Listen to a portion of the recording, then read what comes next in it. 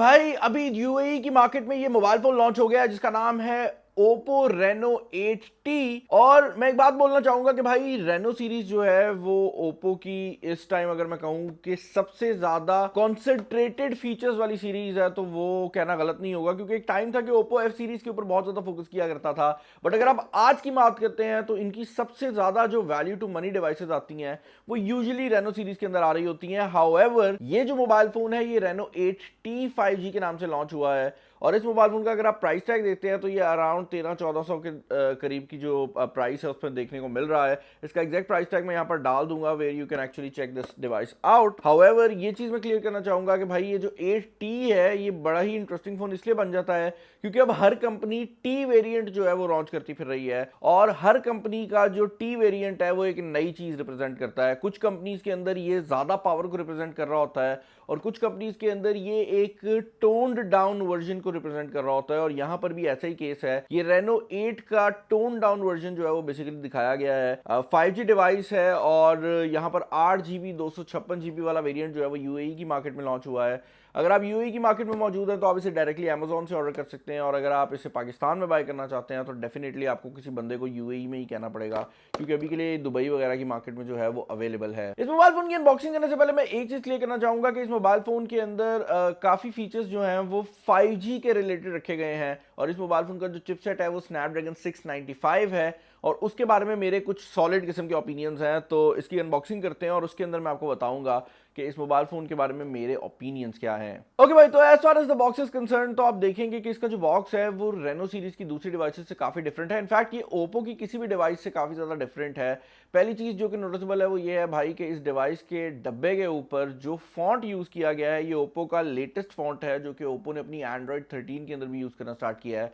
तो ये चीज मुझे थोड़ी पसंद आई है कि अगर फोन के अंदर फॉन्ट को चेंज किया गया है तो डब्बे के ऊपर भी फॉन्ट चेंज हो गया है। इसके अलावा आप देख सकते हैं ये शाइनी टाइप का जो मटेरियल है वो यहाँ पर रखा गया है। ये बेसिकली इस फोन की जो बैक है उसको रिप्रेजेंट कर रहा है, क्योंकि इस मोबाइल फोन की बैक पर एग्जैक्टली यही कलर जो है वो आपको देखने को मिल जाता है। छोटी सी डिजाइन डिटेल है लेकिन मुझे काफी ज्यादा पसंद आई है। फोन के साइड पर भी अगर आप देखते हैं तो बॉक्स के ऊपर कोई ज्यादा खास डिटेल्स जो है वो मेंशन नहीं की गई। काफी सिंपल लुकिंग सा बॉक्स है और to be very frank on this one मैं ये कहूंगा कि थोड़ा सा रिफ्रेशिंग बॉक्स है, वरना Reno के जो बॉक्सेस है ना वो थोड़े बोरिंग होते जा रहे थे। बहुत ज्यादा प्रोफेशनल बिजनेस टाइप की लुक आ रही थी। इस फोन में थोड़ी सी यंग लुक जो है वो देने की कोशिश की गई है। बैक साइड की अगर आप बात करते हैं तो इसके मेन हाइलाइट्स को मेंशन किया गया है। जैसे मैं बता चुका हूं कि ये 8GB 256GB वाला वेरिएंट है, तो भाई वही चीज जो है वो बैक पे मेंशन की गई है। और इसके अलावा अगर आप देखें तो सनराइज गोल्ड के कलर जो है वो इसको लिखा गया है। टेक्निकली मैं ये कहूंगा कि इसको आप अगर आसानी से रिप्रेजेंट करना चाहें तो सिल्वर कलर के ऊपर अगर आप हर कलर का ग्रेडियंट डाल देना तो असल में ये वो कलर लगता है। सिल्वर गोल्ड मिक्स ये है, तो काफी यूनिक कलर है और आई थिंक ये उन कुछ फोन्स में से है जिसमें अगर नाम चेंज किया गया है ना या सनराइज गोल्ड रखा गया है तो थोड़ी बहुत समझ भी आती है। खैर बॉक्स को ओपन कर लेते हैं। बॉक्स को ओपन करते साथ सबसे पहली चीज जो कि आपको देखने को मिल जाती है वो है आपका ये बुकलेट, जिसके अंदर क्या है भाई नीचे से खोल लेते हैं। नीचे से नहीं खोला, ऊपर से खोल के देखते हैं और इसके अंदर आपको देखने को मिल जाता है आपका सारा सामान, जिसके अंदर सबसे इंपॉर्टेंट है आपका प्रोटेक्टर और उसके अलावा कुछ पेपर वर्क मिल रहा है। और यहाँ पर भी अगर आप फॉन्ट की बात करते हैं तो आप देख सकते हैं फॉन्ट जो है वो Android 13 के फॉन्ट में रखा गया है। तो कागज जो कि फोन के बॉक्स के अंदर आ रहे हैं उनपे भी डिजाइन डिटेल को मुकम्मल तौर पर फोकस किया गया है, तो ये चीज मुझे थोड़ी सी पसंद आई है। नेक्स्ट अब आपके पास जो चीज आपको देखने को मिल जाती है वो आपकी सबसे इंपॉर्टेंट चीज है। अगर डब्बे में ये ना निकले तो आप थोड़ा सा प्रॉब्लम हो जाएगी, लेकिन आपको सबसे पहली चीज जो मिल जाती है वो है आपका मोबाइल फोन। और यहाँ पर भाई कुछ मेन हाईलाइट्स को मेंशन किया गया है। इस मोबाइल फोन के अंदर 4 मेन हाईलाइट्स हैं जिनको हर जगह मेंशन किया गया है और उसमें सबसे पहली जो हाईलाइट है वो मेरे हिसाब से सबसे इंपॉर्टेंट भी है और वो है 120 हर्ट्ज का कर्व्ड एमोलेड डिस्प्ले। अब अगर आप डिस्प्लेस की बात करते हैं तो 120 हर्ट्ज कर्व्ड एमोलेड डिस्प्ले से ज्यादा बेहतर डिस्प्लेस मार्केट में आ रहे हैं। कोई कंपनी LTPO प्रोवाइड कर रही है तो कोई कंपनी 144 हर्ट्ज प्रोवाइड कर रही है। लेकिन अगर आप बात करते हैं एक हायर एंड स्मार्टफोन की जिसके अंदर अच्छा डिस्प्ले लगा हो तो 120 हर्ट्ज अभी भी मैं कहूंगा कि वो स्टैंडर्ड है जिसको अगर आप एक दफ़ा अचीव कर लेते हैं तो उससे ऊपर जितनी भी चीज़ें आप खरीदेंगे वो उतना ज़्यादा फ़र्क नहीं डालने वाली। इसके अलावा इस मोबाइल फ़ोन के अंदर जो बाकी हाइलाइट्स हैं उसमें इसका 108 मेगापिक्सल का जो बैक कैमरा है उसको काफ़ी हाईलाइट किया गया है। 67 वॉट की जो वूक चार्जिंग है वो भी इस मोबाइल फ़ोन की एक मेन हाईलाइट है। और फाइनली भाई 8 GB एक्सटेंडेड रैम को मेंशन किया गया है। पर्सनली मैं ये कहूँगा कि ज़्यादातर केसेस में 8 GB एक्सटेंडेड रैम जो है वो यूज़ नहीं होगी, क्योंकि मोबाइल फ़ोन के अंदर ऑलरेडी आपको काफ़ी सॉलिड रैम की जो ऑप्शन है वो देखने को मिल जाती है। खैर इसका जो प्लास्टिक है वो हम रिमूव कर लेते हैं। और एक चीज़ मुझे कहनी पड़ेगी कि इस मोबाइल फ़ोन का जो डिज़ाइन है वो बहुत ज़्यादा खूबसूरत होने के साथ साथ बहुत ज़्यादा अभी भी प्रोफेशनल टाइप की लुक प्रोवाइड कर रहा है। आपको फील होता है कि आपने एक हायर एंड डिवाइस खरीदी है, जो कि एक अच्छी बात है। उसकी रीज़न ये है कि काफ़ी कंपनीज मैंने देखी हैं जो कि शिमरी डिज़ाइन बनाने के चक्कर में कहीं और ही निकल जाती हैं। बट यहाँ पर आप देख सकते हैं बैक कैमरा डिज़ाइन है, 108 मेगापिक्सल का बैक कैमरा मेन है और नीचे वाला जो गोल सर्कल है उसमें आपको 2 कैमरास देखने को मिल जाते हैं और दोनों ही 2-2 मेगापिक्सल के हैं। लेकिन इस कैमरा के अंदर एक ऐसी खासियत है जो कि मैं आपको आगे चल के बताऊंगा, जो कि इस मोबाइल फ़ोन की हाईलाइट्स में क्यों नहीं मेंशन किया गया मुझे नहीं पता, but this is a great feature. और ये वो एक शशका है जो कि आप दोस्तों के साथ जो है ना वो मार सकते हैं। खैर मोबाइल फ़ोन को हम टर्न ऑन कर लेते हैं और उतनी देर हम बॉडी पे भी थोड़ा सा नज़र वगैरह जो है वो मार लेते हैं। इस मोबाइल फ़ोन की बैक जो है वो प्लास्टिक से बनाई गई है और बॉडी भी इसकी प्लास्टिक है। नीचे वाली साइड पर आप देखें तो इसके स्पीकर ग्रिल आपको देखने को मिल जाती है और टाइप सी की पोर्ट भी अवेलेबल है और उसके अलावा आपकी सिम स्लॉट जो है वो दी गई है। ऊपर वाली साइड पर आपको आपकी एक और स्पीकर ग्रिल जो है वो देखने को मिल जाती है। और इंटरेस्टिंग बात यह है कि इस मोबाइल फ़ोन के अंदर स्टेरियो स्पीकर्स भी दिए गए हैं। तो इस मोबाइल फ़ोन में मल्टीमीडिया के ऊपर बहुत ज़्यादा फोकस किया गया है और फ्रंट पर अच्छा डिस्प्ले, अच्छे स्पीकर्स, ये चीज़ें जो है ना ये आपके मल्टीमीडिया एक्सपीरियंस को बहुत ज़्यादा बेहतर कर देती हैं। खैर मोबाइल फ़ोन को हम टर्न ऑन कर लेते हैं और उसके बाद देखते हैं कि भाई ये फ़ोन एक्चुअल में कैसा है। ओके भाई, तो मोबाइल फ़ोन यहाँ पर फाइनली रेडी हो गया है और सबसे पहली चीज़ जो कि नोटिसेबल है वो इसका डिस्प्ले ही होने वाला है। ये 120 हर्ट्ज का डिस्प्ले कर्व्ड होने की वजह से काफ़ी ज़्यादा खूबसूरत और मॉडर्न लुक जो है वो प्रोवाइड कर देता है। अब ये एमोलेड डिस्प्ले है तो इसके अंदर इन डिस्प्ले फिंगरप्रिंट स्कैनर का भी यूज़ किया गया है। जब ये मोबाइल फ़ोन मैंने पहली बार ऑन किया ना तो भाई इसका इन डिस्प्ले फिंगरप्रिंट स्कैनर जो है वो सेटअप नहीं हुआ था और ये फ़ोन मुझे मतलब ऑन कंडीशन में आईडी शाईडी लगा के मिला था। तो मैं कंफ्यूज हो गया, मैंने कहा यार ओप्पो ने इन डिस्प्ले फिंगरप्रिंट स्कैनर क्यों नहीं दिया। लेकिन फिर मैं सिक्योरिटी में गया तो मुझे रियलाइज़ हुआ कि भाई उसको सिर्फ सेटअप नहीं किया हुआ। काफ़ी अच्छा इन डिस्प्ले फिंगरप्रिंट स्कैनर है, काफ़ी तेज़ है और इसके डिस्प्ले के साथ काफ़ी अच्छा भी चला जाता है। As far as the display is concern तो ये 120 हर्ट्ज ज़रूर है बट ये LTP और डिस्प्ले नहीं है, विच बेसिकली मीन्स कि इस मोबाइल फ़ोन के अंदर आप 1 हर्ट्ज 10 हर्ट्ज वाली हरकतें नहीं कर सकेंगे। या तो ये 60 हर्ट्ज पे चलेगा या ये 120 हर्ट्ज पे चलेगा, दरमियान में कुछ नहीं है। बट स्टिल एक बहुत ही स्वीट स्पॉट के ऊपर ये जो डिस्प्ले है वो चला जाता है और मोबाइल फ़ोन की जो ब्राइटनेस है वो भी काफ़ी ज़्यादा रखी गई है। मोबाइल फ़ोन की अगर आप कैमरा की बात करते हैं तो भाई इस मोबाइल फ़ोन के अंदर जो फ्रंट कैमरा लगाया गया है वो 32 मेगापिक्सल का फ्रंट कैमरा है और 32 मेगापिक्सल का ये जो फ्रंट कैमरा है इसकी क्वालिटी के बारे में सिर्फ इतना कहना चाहूँगा कि अगर आप ह्यूमन सब्जेक्ट्स के लिए ओप्पो का फ़ोन यूज़ करते हैं तो वो हमेशा ही अच्छा रहता है। और फ्रंट कैमरा क्योंकि जनरली सेल्फीज़ के लिए यूज़ होता है तो इसकी क्वालिटी मुझे काफ़ी ज़्यादा पसंद आई है। इसके अंदर जो पोर्ट्रेट मोड है उसकी एज डिटेक्शन बहुत अच्छी है। अदर देन दैट इस मोबाइल फ़ोन के अंदर जो नॉर्मल मोड भी है वो भी काफ़ी अच्छा है। नाइट मोड में भी आपको सेल्फीज़ मिल जाती हैं and more importantly beauty mode भी दिया गया है, जो कि पता नहीं फॉर सम वियर्ड रीज़न सबसे पहले मेरी आंखें बड़ी करता है। वो कहता है बाकी फेस ठीक है, आंखें बड़ी होनी चाहिए और आंखें बाहर निकाल देता है। तो आई डोंट नो वो क्या चल रहा है, बट ब्यूटी मोड भी अवेलेबल है इस मोबाइल फ़ोन के अंदर। और फाइनली जो सबसे इंटरेस्टिंग फीचर है वो है भाई इसका माइक्रोस्कोप मोड। बेसिकली जो इसके बैक पर 2 मेगापिक्सल का कैमरा लगाया गया है वो देखने में तो जो है ना बड़ा सिंपल सा लगता है, लेकिन वो असल में एक माइक्रोस्कोप कैमरा है और वो काफ़ी डिसेंट तरीके से काम करता है। मैंने अपने बेडशीट के ऊपर इसको ट्राई किया, वहाँ पर भी इसकी परफॉर्मेंस काफ़ी अच्छी थी।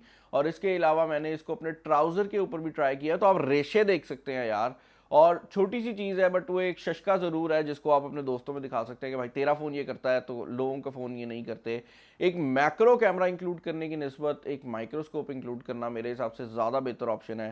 बट मुझे आप लोग बताइएगा कि इसके रिलेटेड आपके क्या ओपिनियंस हैं। अदर देन दैट अगर आप बैक कैमरा की बात करते हैं तो 108 मेगापिक्सल का जो बैक कैमरा है उसके कलर भी मुझे काफ़ी ज़्यादा पसंद आए हैं। ऑल दो मैं ये ज़रूर कहूँगा कि वो थोड़े से वॉश्ड अप हो जाते हैं रात के टाइम में और स्पेशली तब जब आप बिल्कुल अंधेरा करके तस्वीर खींचते हैं, क्योंकि नॉर्मल मोबाइल फ़ोन्स के ऊपर वहाँ पर कुछ नज़र नहीं आता, लेकिन ये फ़ोन वहाँ पर भी आपको कलर्स दे रहा होता है ऑल दो आपको थोड़ा बहुत फील ज़रूर होता है कि क्वालिटी डिग्रेड हुई है, बट नाइट मोड के अंदर इसकी जो क्वालिटी है या अंधेरे में इसकी जो क्वालिटी है वो काफ़ी अच्छी है, और वो चीज़ मुझे इस मोबाइल फ़ोन के बारे में काफ़ी ज़्यादा पसंद आई है।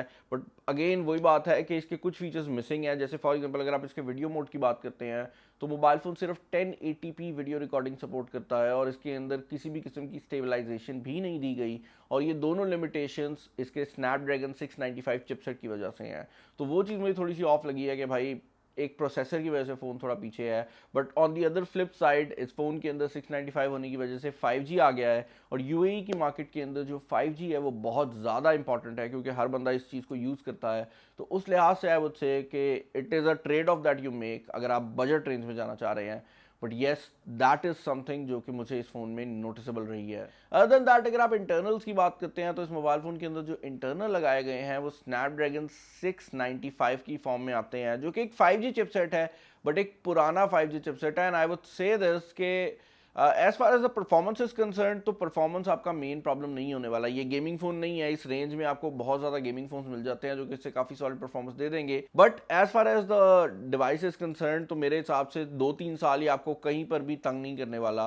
तो मुझे परफॉर्मेंस का मसला नहीं है, बट जो मसला मेन है इस पुराने चिपसेट से वो मेरा ये है कि इसकी वजह से काफ़ी छोटे छोटे फीचर्स हैं जो कि इस मोबाइल फ़ोन के अंदर इंक्लूडेड नहीं है। जैसे कि अगर आप 4K वीडियो रिकॉर्डिंग की बात करते हैं, आप HDR स्क्रीन की बात करते हैं, तो ये ऐसी चीज़ें हैं जो कि प्रोसेसर की वजह से अनेबल होती हैं। लेकिन क्योंकि ये प्रोसेसर पुराना है थोड़ा सा, तो उसकी वजह से ये चीज़ जो है वो आपको मिस आउट करनी पड़ेगी। ऑल दो जो परफॉर्मेंस है वो मेरे हिसाब से, अगर आप ओप्पो की डिवाइसेस को कंसिडर करते हैं, जो लोग ओप्पो फ़ोन यूज़ करते हैं, तो उस हिसाब से मुझे बहुत ठीक लगी है।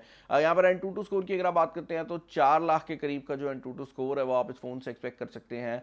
8 GB रैम वाला वेरिएंट मेरे पास मौजूद है, तो 8 GB रैम ही इसके अंदर लगाई गई है।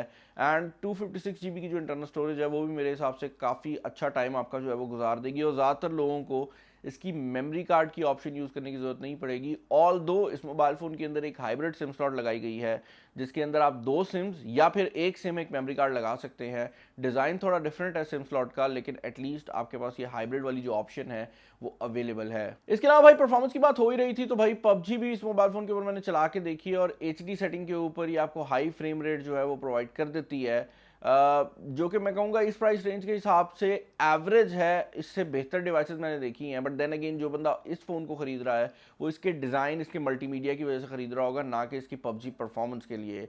इसके अलावा अगर आप बात करते हैं overall day to day usages की, तो एंड्रॉइड 13 इस मोबाइल फ़ोन के अंदर लगाया गया है। To be very frank on this one, ये वो फ़ोन है जिसको यूज़ करने के बाद आपको फील नहीं होता कि ये फ़ोन कभी भी स्लो होगा। इसके अलावा Oppo as a brand 48 months की गारंटी कर रहा है कि उनकी सॉफ्टवेयर की वजह से ये मोबाइल फ़ोन 48 मंथ्स में स्लो डाउन नहीं होगा, which is a big thing. और मैंने ये चीज़ ओप्पो में देखी भी है कि वो सॉफ्टवेयर को इस तरह ऑप्टिमाइज़ करते हैं कि उनके फ़ोन्स जनरली उतने ज़्यादा स्लो डाउन नहीं होते, और उनकी जो लाइफ है वो सही रहती है। तो वो चीज़ मुझे इसकी पसंद आई है।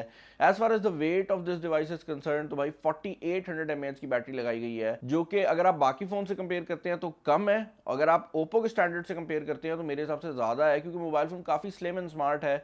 172 आर्म्स का ये मोबाइल फ़ोन है, और उसके हिसाब से 4800 mAh की जो बैटरी है वो काफ़ी बड़ी है, और उसके टॉप के ऊपर आपको 67 वाट की वूक चार्जिंग भी मिल जाती है, which is one of the fastest charging when it comes to technology. और ये जो सुपर वूक टेक्नोलॉजी है, इसका फ़ायदा ये भी है कि अब ये मोबाइल फ़ोन दूसरी फास्ट चार्जिंग टेक्नोलॉजीज़ को भी किसी हद तक सपोर्ट करता है।